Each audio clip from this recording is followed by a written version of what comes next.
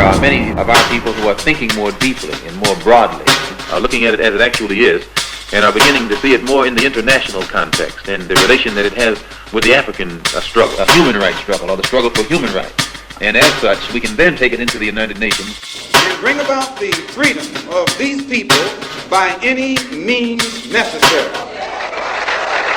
Hello everyone, this is We Charge Colonialism's page. We Charge Colonialism, we are an organization that seeks to raise awareness of the fact that Africans in the United States are being colonized inside of our communities. Whenever we leave out of our communities, we are a colonized people. And the purpose of raising awareness on our condition is that we start calling these systems that oppress us what they are. They are not just systems of exploitation or discrimination, they are systems of colonialism. The quicker that we call them what they are, the quicker that we can actually organize and exercise the right to self-determination, meaning the right to control our own affairs, control our own communities, and the right to control our own livelihood. Right now, our livelihood is in the hands of a system that does not regard us as worthy of life. It's in the hands of a system that does not care to ensure that we are even afforded the basic rights that we should be afforded. And that kind of goes to the heart of what I want to talk about today. So first, I want to say to everyone who is dealing with this, I can't even say who's affected by the coronavirus, because literally every single country, every single person, we're all affected by the coronavirus, whether we know it or not. So I'll say this to everyone. I really do hope that everyone is being safe. The projections of what could happen with this disease, I keep hearing something like 40 to 60% of people could be affected. That is alarming, and it doesn't mean that that is what is going to happen, but it certainly means that we should all realize that we are affected, and therefore we have to exercise wisdom and not put ourselves in a position where we could cause harm to not only ourselves, but to our family members. And so obviously, this is a time where we have to be careful and be very mindful. Every single time we leave the house, we have to be mindful that you don't know. You could be walking past someone that is infected. You could be touching a surface that has the disease on it. And keeping that mindfulness is essential, if not for yourself, just for your children or for your elders. This is the type of community minds that I want to enforce, because right now what we're seeing is how much selfishness exists inside of, particularly I'm gonna say, American society. My other subscribers who are outside of America, I'm sure many of you have also seen the same things. And I think what the coronavirus reveals is just how flawed the system that was created is, just how sick it is. We could go to the economics, and then we could go to the personal. Actually, let's start with the personal part of it, the part where people are so selfish. People are so individually minded, and this is something that is a feature of Western society. When you study the different societies and the different cultures around the world, what you realize is that the clash that always happened with the colonist versus the colonized is that the colonists always come to enforce a system on the people based on individualism, based on the idea that the individual matters more than the community. That is what Western society practiced. Now, when they would go in different parts of the world, whether they were going to Africa, whether they were going to the Americas, they encountered people who had a communal lifestyle. Communal meaning the community was prioritized over the individual. So this idea that I just need to get me and mine's, me and mine's, me and mine's, these are all mindsets that were enforced on us by a westernized society.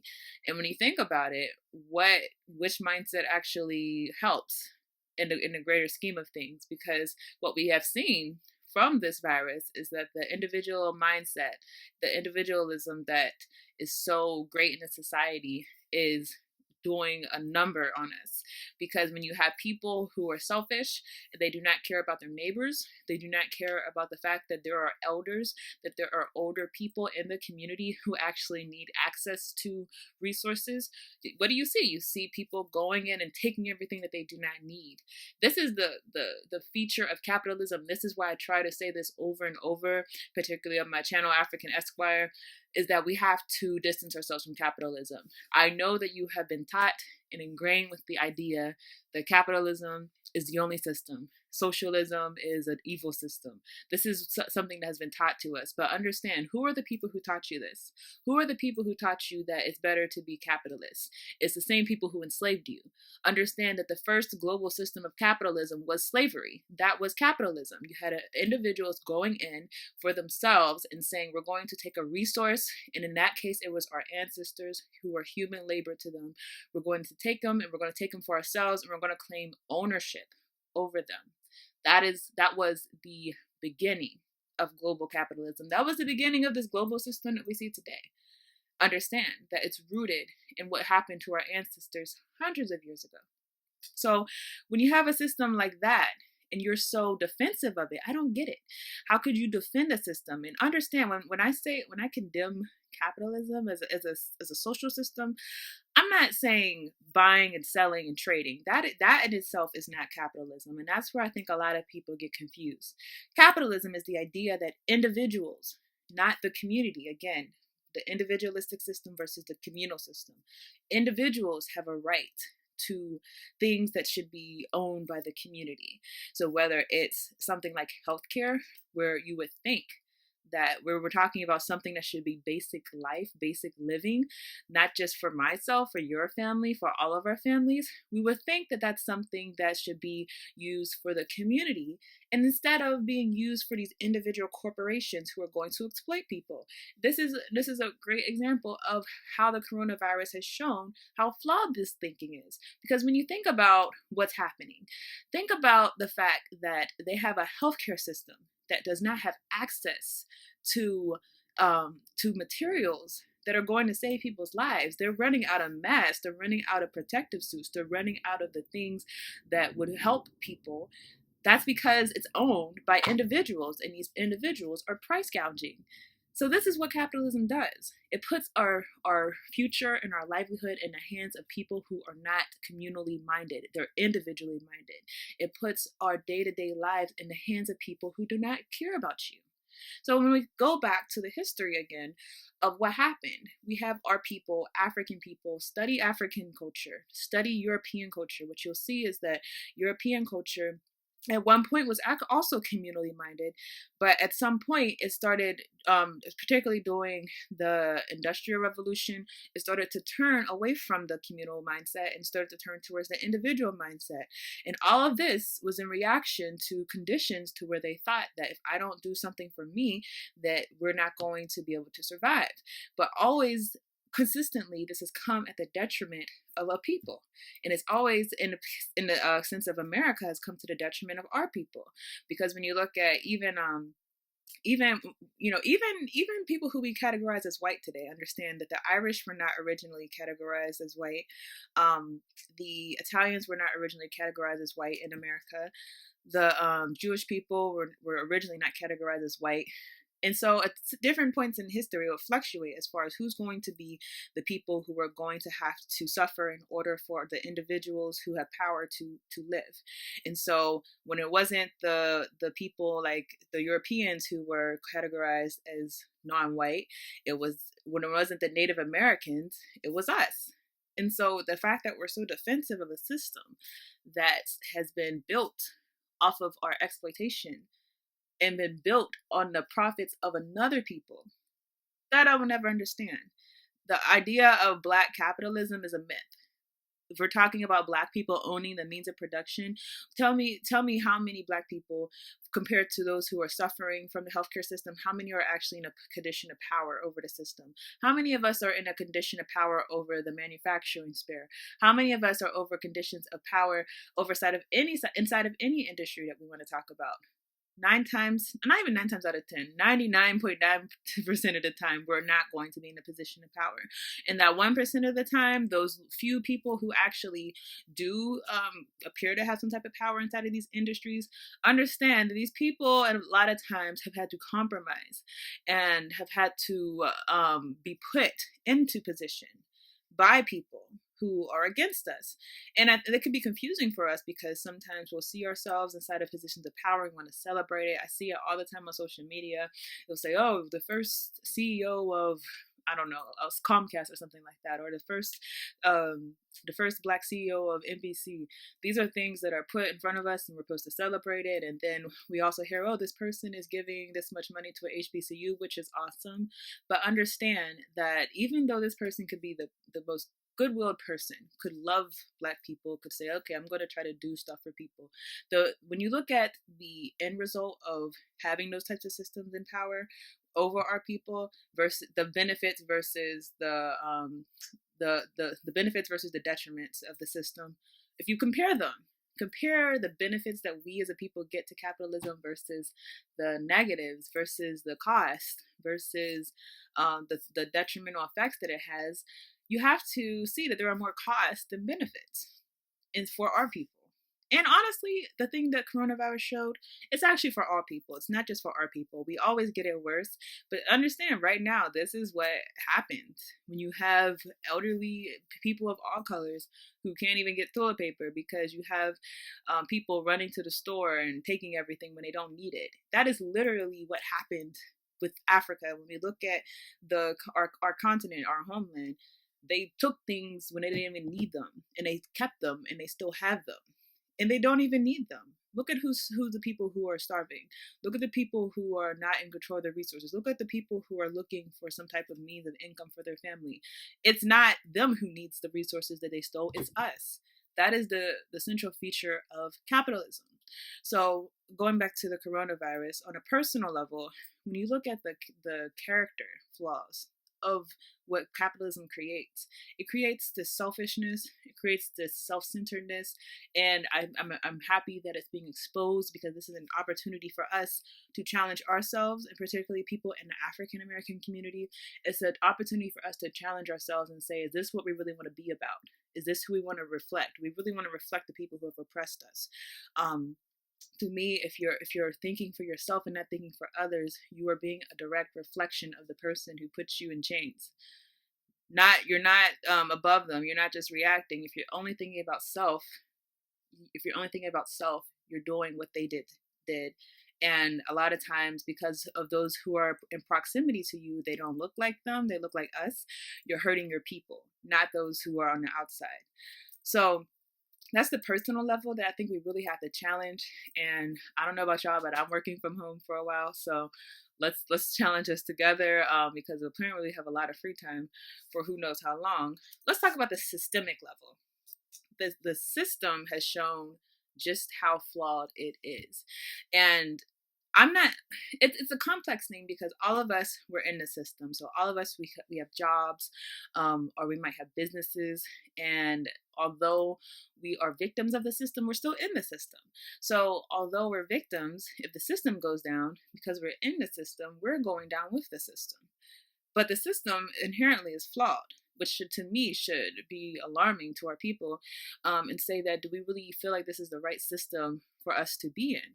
When all you have to do is see how Wall Street is affected by this, because it's so funny how you have people who will bail out Wall Street, and we're not even thinking about the fact that Wall Street never bails out the people of America, right? So the economy is going down. People are buying and selling, but then they just start selling, and they know that the selling obviously is going to hurt America. But again, what is the mindset?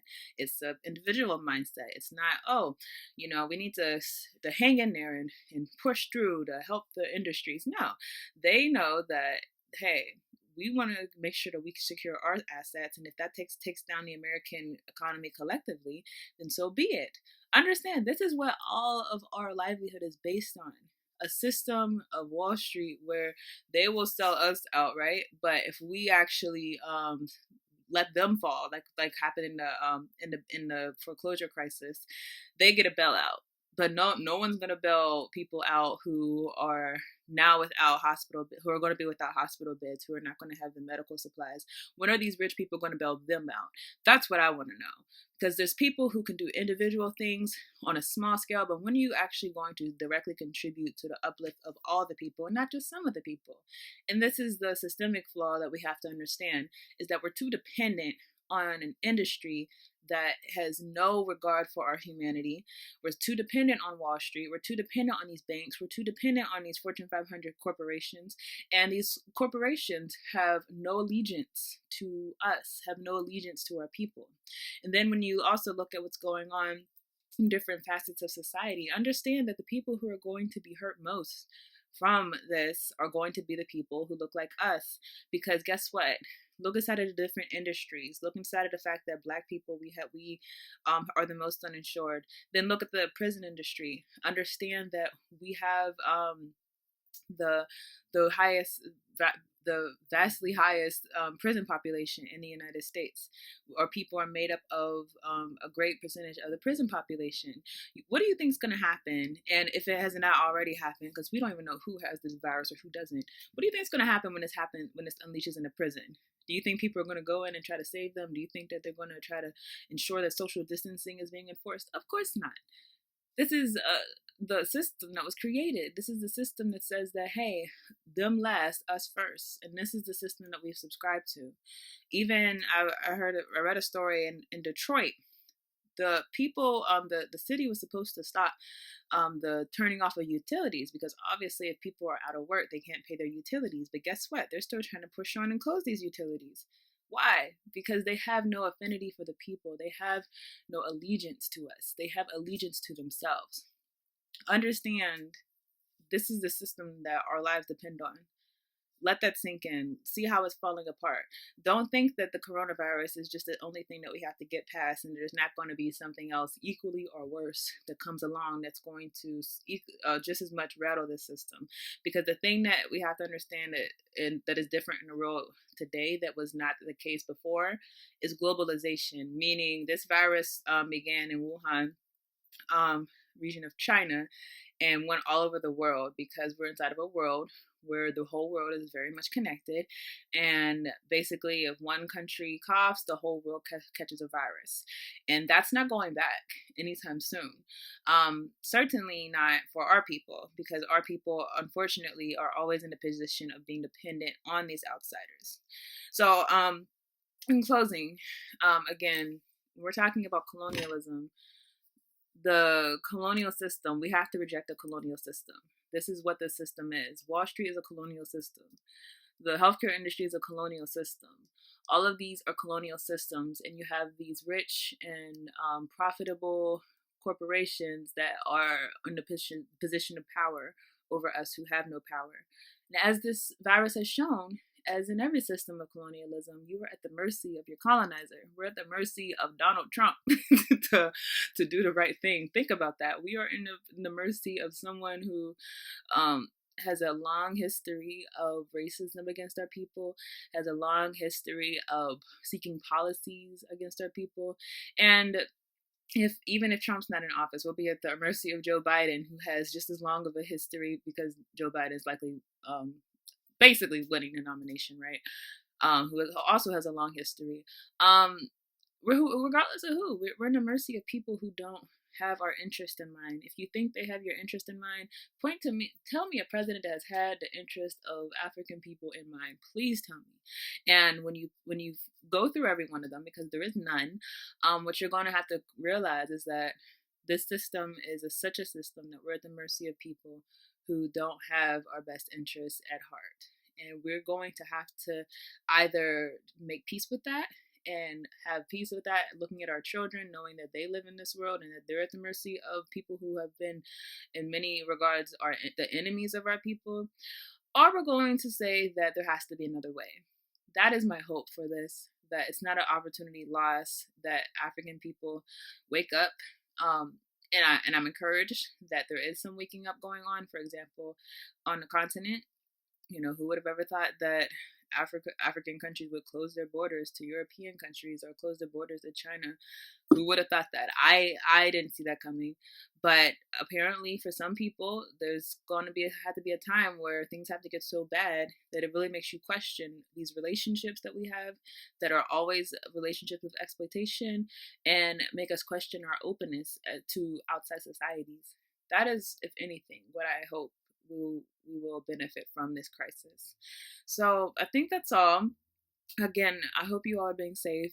And I would encourage those of you who have extra time, because I know I do, um, let's start thinking about after this. Because, what are they saying? This could go, hopefully it doesn't go to next year, but they're saying that this virus can go on until the summer, the late summer, and there's going to be an after. And one thing that I want us to keep in mind is that every single crisis that has happened in history has always been an opportunity for something. So I'll give you an example. World War II, horrible war. Many people died, right? But World War II, because it, number one, weakened a lot of the European economies. And number two, a lot of African people, particularly both from the United States and from the continent of Africa, fought in World War II. And they fought in World War II. They fought the most horrible conditions. They fought the most grueling circumstances, and then went back to the countries where they originated from. And the oppressors thought that we're going to continue this exploitative relationship, or we're going to continue oppressing you. And guess what? These people said, "Oh, hell no. Like, I just risked my life for you, for your country. You're not going to treat me the same way." And so World War II became a awakening for a lot of Black people in the United States too. What you see is that people came back to the United States and they're like, "What? You're still going to try to treat me like this? You're still going to treat me like I'm not nothing? Oh no, this is not happening." And at that point, the mindset shifted, because what they realized is that they had nothing to lose. And that's a powerful thing. When you have faced death, when you have faced destruction, when you have faced losing all of your economic viability, and you now are going back to the system, and the system is going to try to continue business as usual, and your mind has shifted to where there's no business as usual anymore. I have nothing to lose. You've taken everything from me already.